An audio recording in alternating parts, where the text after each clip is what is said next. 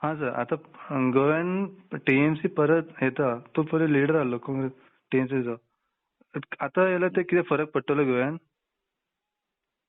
शी मुगेल बरे TMC party पळय म्हणटा ही एक सेक्युलर पार्टी. हय. आता तरी हांव आसना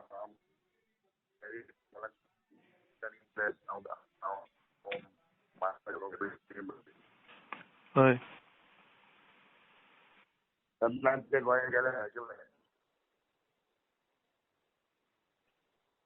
हॅलो.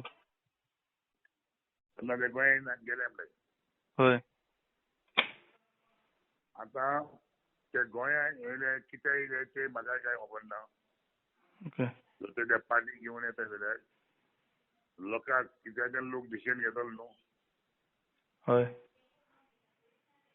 ना आता गोव्यान येयल्यार तुमी एनसीपी काँग्रेस सगळे मिळून तुम्ही एक सरकार करूंक शकता. तुमी तशें कितें फायदो जातलो?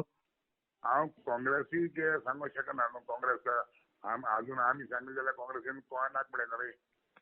काँग्रेस ना पूण हांव आमच्यान एनसीपीच्यान टीएमसी व्हायला प्रॉब्लेम ना.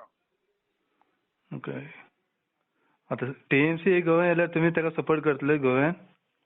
अरे सपोर्ट म्हणजे ते मेलाच केल्याकूच पडलो न्हू. कित्याक सपोर्ट करता म्हाका सपोर्ट ना कांय ना.